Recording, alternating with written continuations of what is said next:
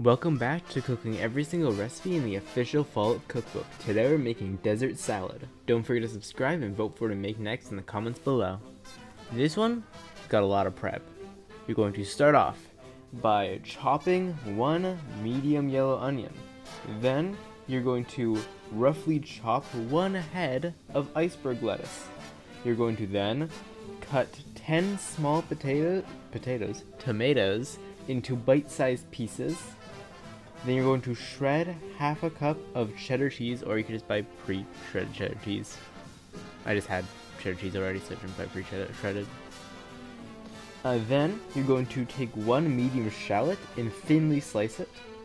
And actually, I was about to continue reading for the final one, but I actually didn't do that one until later, but I'll say it now because I didn't record it. You're later, like just before you serve, you're going to slice 2 avocados into bite-sized pieces. And what I did as well, even though it was literally minutes before eating, I still just tossed them in some lime juice to help preserve them. Now we're cooking. We're going to put 1 pound of ground beef into a pan with our onions over medium-high heat, and just simply cook until it's no longer pink.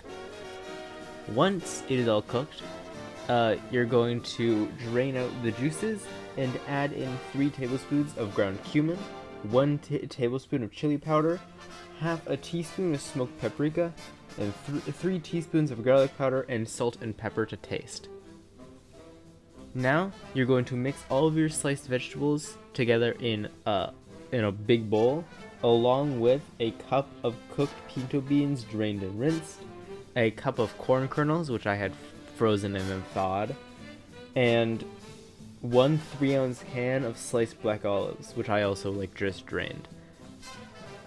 Then, once all those mix together, you're going to mix in your avocado, and you're going to mix in some of an 8-ounce bottle of prepared Catalina dressing, just enough to coat everything. And finally, to serve, you're going to put your salad, then you're going to top with your meat, which you're going to then drizzle more Catalina dressing on top, then crush some tortilla chips, and sprinkle some queso fresco, or you can just use some dry feta cheese as well.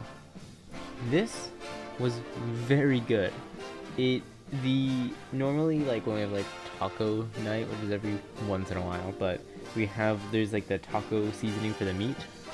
This meat was perfectly seasoned, which is good to know, because then I don't need taco seasoning. I can just season it myself.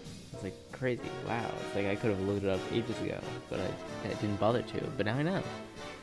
But yes, very, very good. Would definitely make it again. We had a pretty large bowl, and it was empty that night. So yeah, 9.5 out of 10.